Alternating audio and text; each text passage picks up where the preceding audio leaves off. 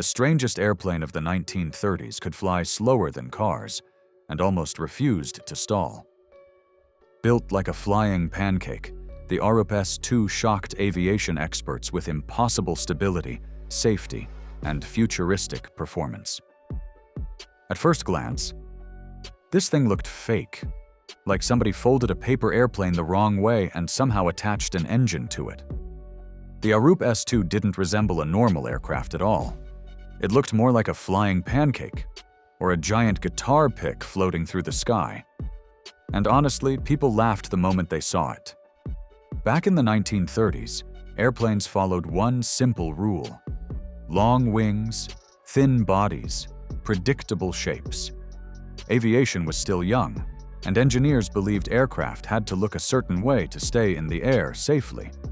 Then suddenly, this weird little round-wing machine appeared and ignored every single rule people thought they understood.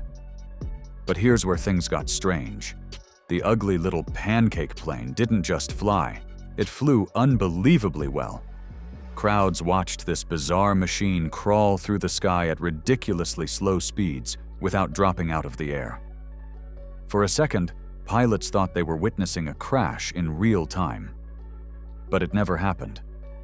And that's exactly why people couldn't stop watching it at air shows. The man behind this machine wasn't some famous engineer or military designer. He was actually a doctor. Dr. Cloyd Snyder, a physician from South Bend, Indiana, had absolutely no reason to revolutionize aviation.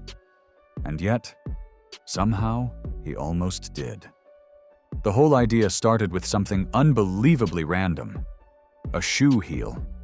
Snyder noticed the shape of heel inserts glided through the air in a surprisingly stable way when tossed. Most people would have forgotten about it 5 seconds later. Snyder didn't. He became obsessed with understanding why this tiny curved shape behaved so differently. By 1929, he was building small experimental models and testing them constantly. Some were made from balsa wood. Others were tested in moving airflow using cars and improvised wind experiments. And then, something unexpected happened. These awkward little heel wing models stayed stable at angles where normal aircraft usually became dangerous. That discovery completely changed Snyder's thinking. He patented the concept almost immediately, even while aviation experts dismissed the idea as ridiculous. To them, short, wide wings made no sense. But Snyder couldn't let it go. The more people doubted the concept, the more determined he became to prove them wrong. Now here's the crazy part. Almost every airplane in history relies on long wings, because long wings naturally create smoother lift and better efficiency. That's basic aviation design. So when Snyder introduced an aircraft with an extremely short, wide wing, engineers thought the thing should barely fly at all. And honestly, on paper, they were probably right. But the Arup S-2 worked differently. Instead of depending entirely on traditional airflow, the aircraft created powerful rotating air patterns around the wing itself. At steep angles, these swirling vortices actually helped stabilize the aircraft instead of making it lose control. And this is where everything started getting weird. Most airplanes stall when the nose points too high, because airflow breaks apart across the wings. Once that happens, lift disappears fast. But the Arup somehow kept flying even at a shocking 35-degree angle of attack. Imagine sitting inside a plane that practically looked pointed at the sky, and it still refused to fall. Pilots and engineers couldn't believe it. Some thought the demonstrations had to be exaggerated. Others immediately realized this strange little aircraft was exposing gaps in conventional aerodynamic thinking. Decades later, modern low aspect ratio research would prove Snyder was experimenting with ideas far ahead of his time. Before the famous S-2 existed, there was an earlier machine that looked even stranger: the Arup S-1. A rough experimental glider shaped like half a pie flying through the sky. It looked awkward, unstable, and honestly, completely unsafe. But once it got airborne, people suddenly stopped laughing. The aircraft was tested through auto-towing, where cars literally dragged the glider into the air. And somehow, it worked. Glenn Doolittle, cousin of legendary aviator Jimmy Doolittle, became one of the main test pilots. Flight after flight, the strange heel wing glider kept showing unexpected stability. But Snyder wanted more than a glider. So engineer Raoul Hoffman joined the project, helping install a tiny used motorcycle engine onto the aircraft. The power was terrible, barely enough to make the aircraft practical. But even with weak performance, the aerodynamics were impossible to ignore. That's when Snyder realized this wasn't just an experiment anymore. It was becoming something much bigger. And then, in 1933, everything changed. The rough experimental glider evolved into something far more advanced.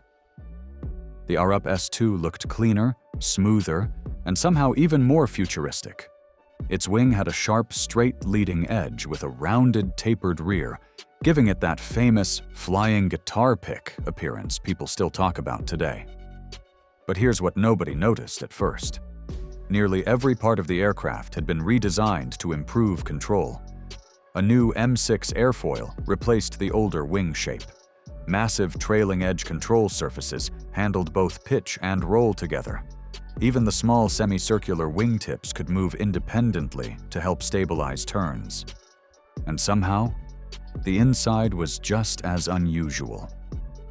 The pilot entered through a hatch underneath the aircraft instead of climbing from the side. Transparent floor panels gave downward visibility directly beneath the plane, which felt unbelievably futuristic for the early 1930s. Even the landing gear looked sleek, covered with streamlined wheel pants that made the strange aircraft appear oddly modern. For something built during the Great Depression, the Arup S-2 looked like it arrived from another timeline entirely. Now here's the part that made the Arup S-2 feel almost impossible. The aircraft was powered by a tiny 36-horsepower Continental A40 engine. That's it. Some modern motorcycles produce 3 times more power today. Even ordinary family cars completely overpower it. Looking at the engine alone, nobody expected this strange little aircraft to do anything impressive. But then, it took off. The S-2 could reach nearly 156 kilometers per hour, or about 97 miles per hour, while still landing at unbelievably slow speeds. And this is where pilots started getting nervous in a good way. The aircraft could climb steeply, slow down dramatically, and still stay controllable. It almost felt like the plane ignored normal aerodynamic rules. Its short takeoff and landing performance was years ahead of its time. What we now call STOL capability looked almost unreal during the 1930s. Pilots discovered the aircraft was forgiving, stable, and shockingly difficult to mishandle. Even at speeds where most planes became dangerous, the Arup somehow stayed calm. To understand why the Arup S-2 became legendary, you need to understand one terrifying word in aviation: stall. A stall happens when an aircraft loses enough smooth airflow over its wings to stay flying properly. In the 1930s, stalls killed pilots constantly. One mistake during takeoff or landing could send an airplane spinning straight into the ground. And back then, recovery wasn't always possible. But Arup behaved differently. At extreme angles where normal aircraft became uncontrollable, the S-2 somehow kept flying. During demonstrations, pilots pushed the aircraft to an absurd 35-degree angle of attack while still maintaining control. Engineers watching from the ground honestly struggled to believe what they were seeing. And this is where it gets insane. Some observers even described the aircraft as nearly spin-proof. Instead of snapping violently into stalls, the aircraft simply mushed downward while staying controllable. That made it perfect for rough fields and tight landing areas where ordinary airplanes struggled badly. Today, people compare the S-2 to extreme STOL bush planes because of its low-speed handling. But honestly, even modern aircraft enthusiasts still find the design weirdly futuristic. It looks wrong. Yet somehow, it worked.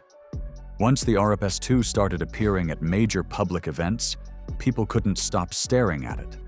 Imagine standing at the Indianapolis 500 in the middle of the Great Depression and suddenly seeing a flying pancake drifting low across the sky. It looked less like an airplane and more like a machine from another planet. Then came the National Air Races in Washington, D.C., and honestly, that's where the aircraft really exploded into public attention. Crowds watched this strange little machine perform incredibly short takeoffs before floating into unbelievably slow landings. For a second, spectators thought the aircraft was about to fall out of the sky, but every single time, it recovered effortlessly. Newspapers and aviation magazines loved it because it looked so bizarre. During the Depression era, people were fascinated by futuristic inventions and radical engineering ideas. The Arup fit perfectly into that atmosphere. It wasn't just another airplane anymore. It became a full airshow attraction. And the stranger it looked, the more people wanted to see it fly again. At first, many experts treated the Arup like a novelty, something entertaining, something weird. But eventually, serious people started paying attention. The aircraft was demonstrated in front of the U.S. Army, the Civil Aeronautics Authority, and most importantly, NACA, the organization that would later become NASA. And once engineers watched this strange machine fly slowly without stalling, attitudes started changing fast. Suddenly, the Arup no longer looked like a publicity gimmick. It looked like a real aerodynamic breakthrough. Military observers became especially interested because of one major advantage: short field performance. An aircraft capable of operating safely from tiny, rough landing strips could completely reshape military aviation during an era when paved runways were rare. Even though the aircraft looked bizarre, its low-speed stability was undeniable. But the biggest impact was happening inside the minds of engineers. The Arup exposed aerodynamic possibilities researchers barely understood yet. Its strange, rounded wing showed that aircraft didn't necessarily need traditional shapes to fly safely.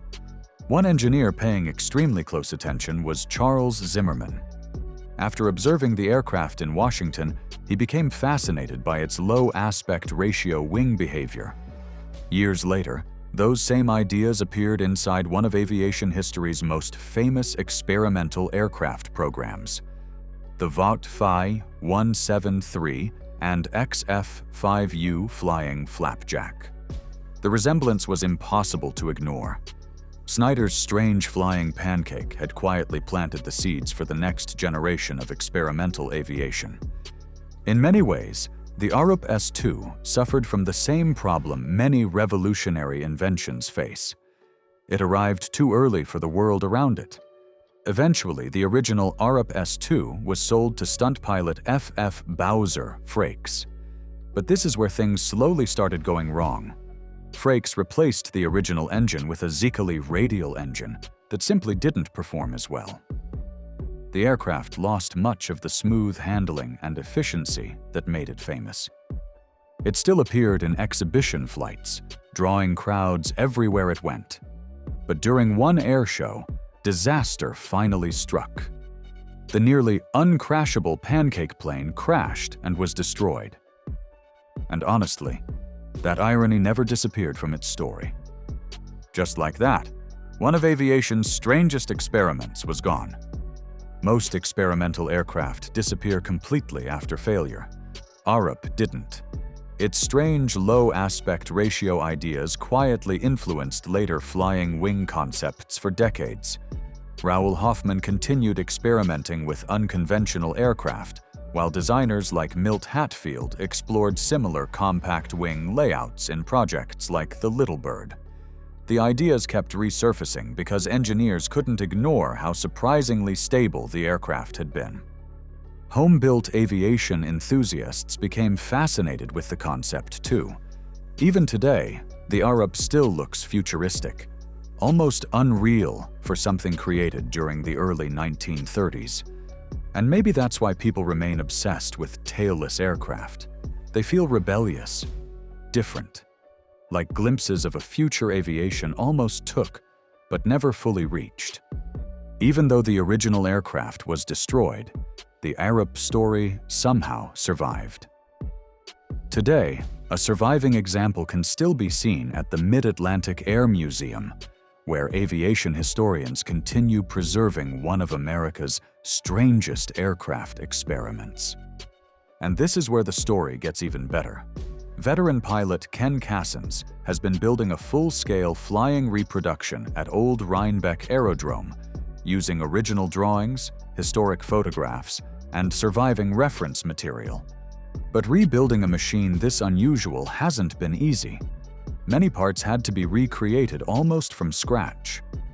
Still, modern enthusiasts remain fascinated by the project because the Arup represents something bigger than aviation history.